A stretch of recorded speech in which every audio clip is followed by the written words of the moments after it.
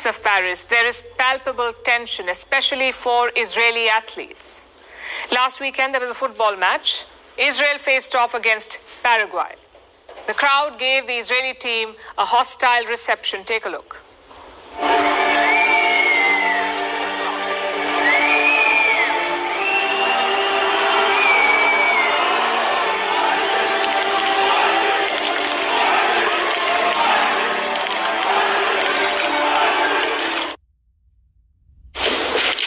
You heard that right.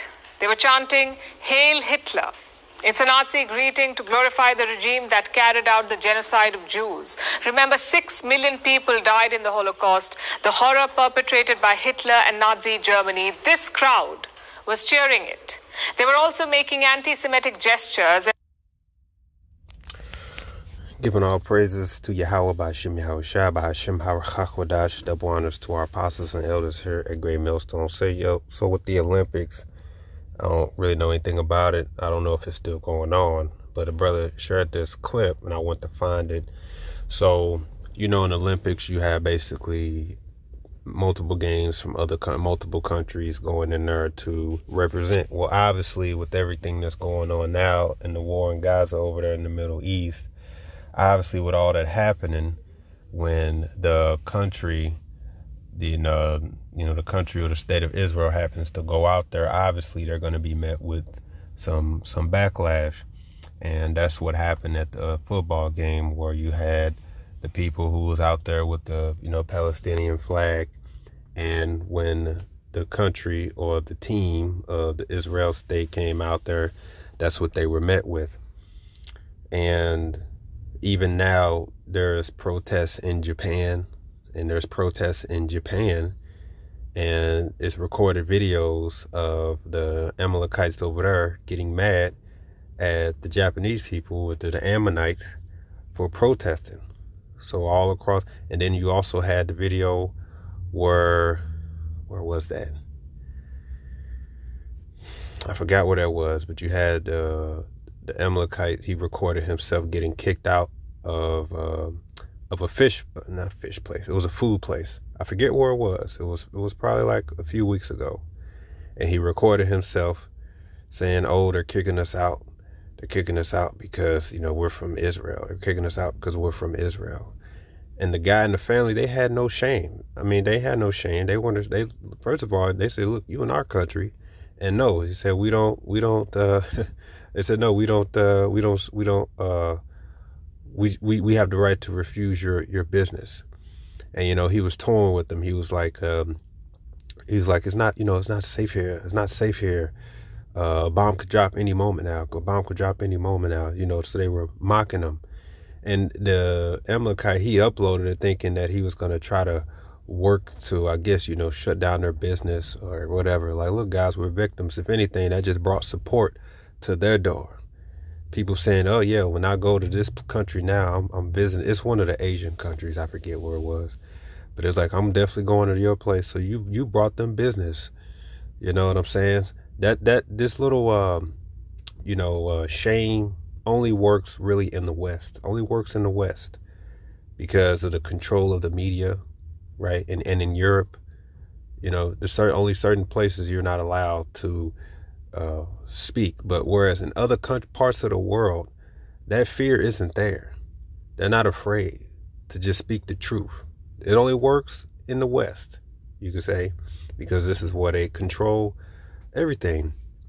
But you Edomites, you Amalekites, prepare yourselves for shame, because that's all you're going to inherit. It's not going to change. It's only going to get worse. As Habakkuk chapter 2, verse 16 says, talking about you Edomites, all right, the seed of the wicked. He says, "Thou art filled with shame for glory.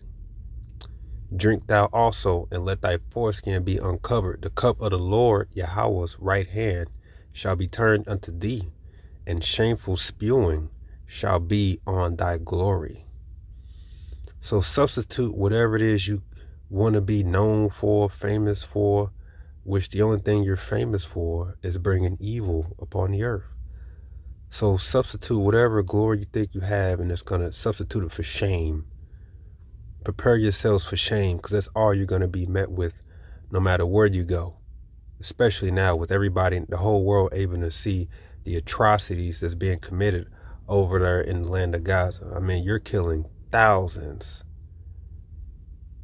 and still playing the victim at the same time. And you think people are just going to, you're just going to be able to walk all over people and think that you're going to be able to manipulate people into respecting you because you have, you know, America in your back pocket, and because you have control and you could try to control a narrative. It's not working anymore. So yes, whatever you do, you're going to be met with shame, right? No matter how many threats or investigations you can launch, or how many slurs you can throw out there to try to get people to try to side with you. Oh, victims. Oh, this is racist. This is just hate. You know, no matter how much it ain't going to work anymore. It's fading. People see your true colors now. Yahweh Yahushua uplifted your skirt. And all you're going to be met with is shame. This whole war is going to be because of you, which is already prophesied in the scriptures. It's already prophesied in the scriptures. Ezekiel chapter 38, as well as Revelation chapter 20. Gog and Magog is going to make those moves to you, which Gog is the land of Russia, the Russians. Obadiah 1 verse 1. The vision of Obadiah, thus said the Lord Yahweh concerning Edom, and Amalek is a seed of Edom. It says, we have heard a rumor from the Lord Yahweh, an ambassador is sent among the heathen. Arise ye, and let us ride against her in battle. Who's that talking about? You Edomites going against you in battle. It says, behold, I have made thee small among the heathen. And you people claim that what? You make up the small population, right? That's what you claim, right? It says, I made thee small among the heathen. Thou art greatly despised. So even though you may be considered small, Amalek, you are greatly despised. You understand? That your whatever respect you think you have is gone. Everything you did anyway was by covering up the truth and by force and passing laws and legislations talking about some you can't talk about us. Just because you can pass these laws to prevent people from speaking the truth, you know, you're trying to make it illegal for people to criticize you or investigate you, trying to make it illegal to so-called dislike you. No matter how much you do that, all right, it's not going to change the fact that people can see for themselves that you people are the damn devil. So prepare your soul for shame. Isaiah chapter 14, verse 5, the Lord Yahweh hath broken the staff of the wicked and the scepter of the rulers. Your power is gone. It's fading, right? He who smote the people in wrath with a continual stroke. Esau, Edom doesn't know what, it sees fire. He doesn't stop, right? It says, he that ruled the nations in anger is persecuted, and none hindereth. The whole earth is at rest and is quiet. They break forth into singing.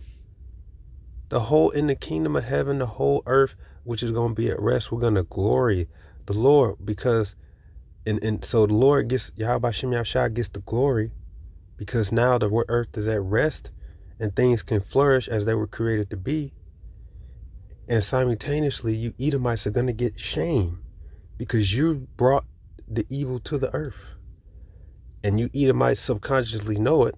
That's why you get mad when people just talk about freedom, because they know that freedom ultimately is being from under your clutches. So for somebody to say free Palestine, you look at that as hate, because that ultimately means you have to be gone.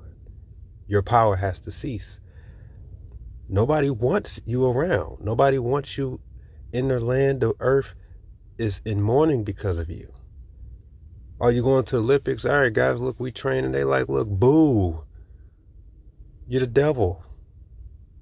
And yes, even in Japan, These Edomites are pissed. Because they're like, man, why can't we go anywhere and be respected? No respect. It's prophetic. The Lord's going to reveal your skirt. The world is going to see the devil that you are. And you are going to get that rightful shame that you are deserving to get.